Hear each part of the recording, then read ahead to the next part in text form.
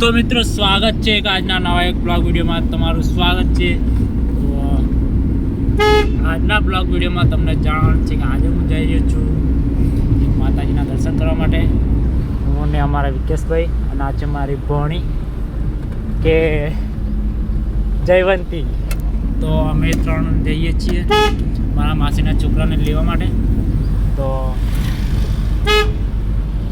તે આગળ શું લેવા જવાના છે તો વિડીયોમાં કન્ટિન્યુ બનાવી રહેજો.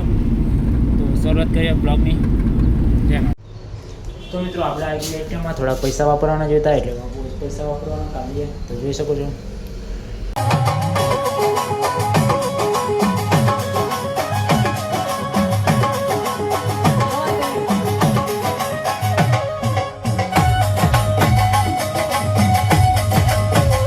तो मित्रों फिर से हम आ गए हैं जंगल में. जंगल में नहीं आया જોઈ શકો છો તમે. हम आ गए છીએ છે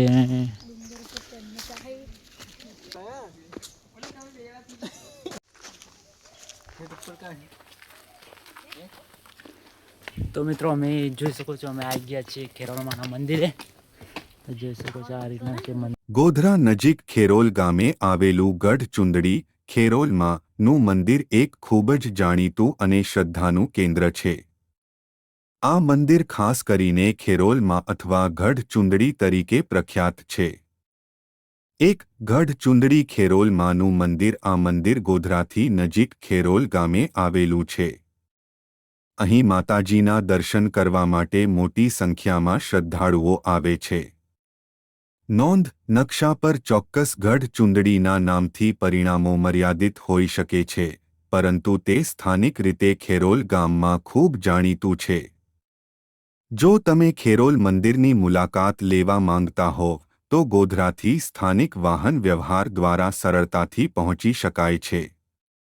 સ્વયંભૂ પ્રાગટ્યની માન્યતા. એવું માનવામાં આવે છે કે ખેરોલ માની મૂર્તિ મનુષ્ય દ્વારા બનાવવામાં આવેલી નથી, પરંતુ તે સ્વયંભૂ કુદરતી રીતે પ્રગટ થયેલી છે.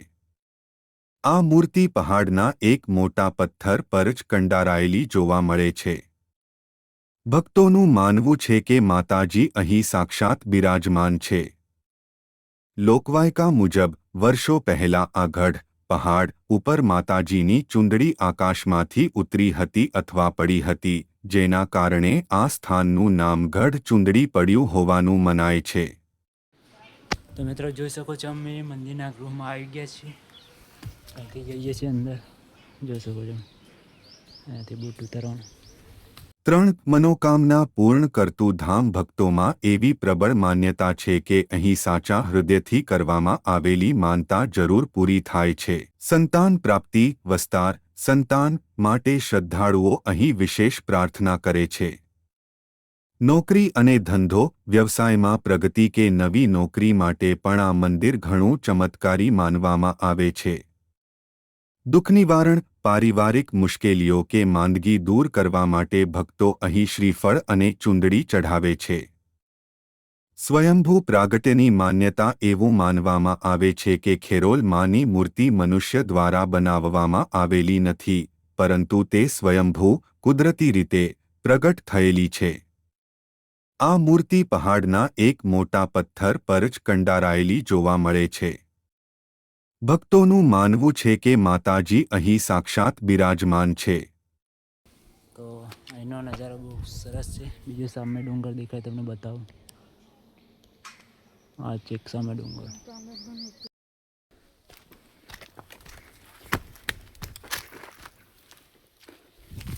તો મિત્રો જોઈ શકો છો આપણે મંદિરની ગોળ ગોળ પરીક્ષણ કરવા નીકળી ગયા છે. જોઈ શકો છો આ નીચેનો ભાગ છે.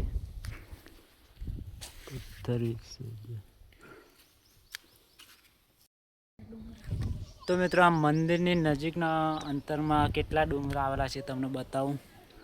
જો આ એક ડુંગરો છે, પછી આ એક બીજો ડુંગરો છે, પછી આ એક બીજો ડુંગરો છે, પછી એક આ સામે ડુંગરો છે. તો જોઈ શકો છો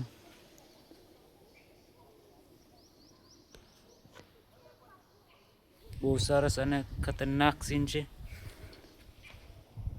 અહીંયા આ મંદિરની આ ડુંગરાની આજુબાજુ બહુ ફિલ્મોના શૂટિંગ બી થઈ ગયા છે. તમે જોયા હશે કંઈક વિડીયોમાં કેમ. તો આ લોકેશનની વાત કરીએ તો ગોધરા નજીક છે. આ બાજુ ગોધરા આવેલું છે. તો ગમે ત્યારે ગોધરા બાજુ આવો તો વિઝિટ કરી શકો છો તમે. ગઢચુંદડી ગામ છે, ખેરોલમાનું મંદિર છે. તો વિડીયોમાં કન્ટિન્યુ બન્યા રહેજો. બાકી અમે તો આવી જ ગયા છીએ, જોઈ શકો છો તમે. આ છે ખેરોલના માના મંદિરની ઉપરની ધજાનો નજારો દર્શન કરી શકો છો તમે વિડીયોના માધ્યમથી.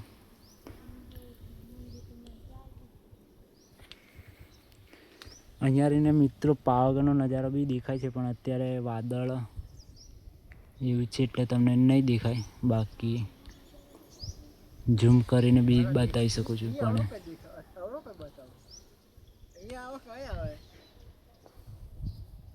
તો જોઈ શકો છો તમે, પથ્થર જોઈ શકો છો તમે મોટા મોટા. રીલ બિલ શૂટ કરવાની બહુ મજા આવે છે. આપણે થોડી વારમાં ફોટા પાડીએ, જોઈ શકો છો તમે. શ્રદ્ધા અને વિશ્વાસનું અતૂટ કેન્દ્ર એટલે આ પવિત્ર ધામ. કહેવાય છે કે જે પણ ભક્ત સાચા હૃદયથી અહીં શીશ નમાવે છે તેમની દરેક મનોકામના પૂર્ણ થાય છે. પછી તે સંતાન પ્રાપ્તિની ઈચ્છા હોય, વ્યવસાયમાં સફળતા કે પછી દુઃખ નિવારણ. માના આશીર્વાદ અને પરમ તત્વની કૃપાથી અહીં સૌના બેડા પાર થાય છે.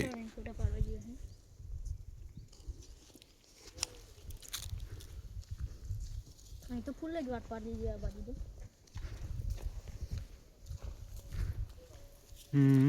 મસ્ત.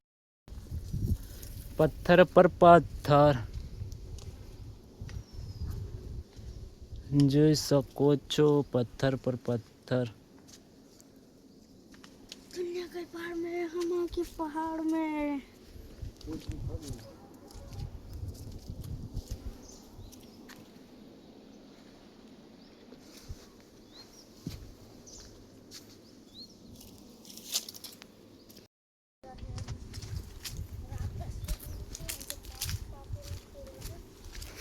યાર અહીંથી ને આયરન જતું રહો. ये कंठारी मोहल्ला का लाजा है. કઈ છેલા पीली कंठारी पाको लाजा है. કંઠારો બંઠારો નથી. लाजा नहीं. આવ તો જોઈ શકો છો મિત્રો, આ છે મંદિરનો નજારો. ત્યાંથી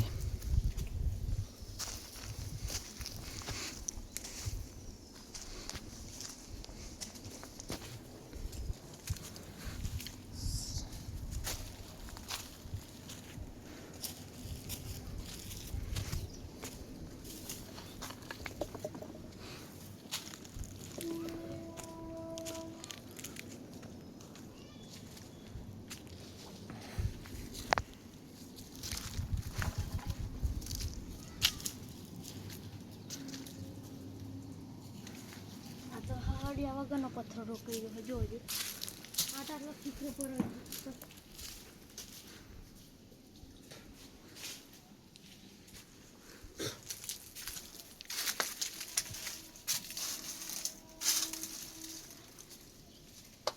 पिस्तौल दार पीड़ा माटे रखी थी और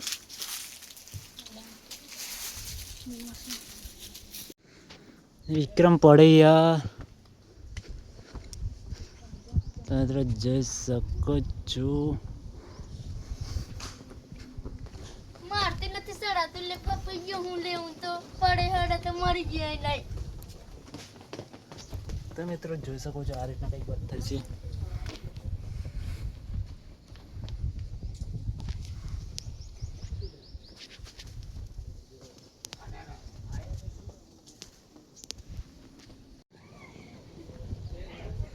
સુવિચાર જીવનમાં ક્યારેય ધારી પણ ના હોય, માગ્યું પણ ના હોય અને વિચારી પણ ના હોય એવા મળી જાય એવું નામ છે માતાજીની કૃપા. અમુક માણસો પોતાની જ હોશિયારી સમજે છે, એમાં કંઈ ખોટું નથી, પણ પસ્તાવાનો ત્યારે જ જરૂર છે.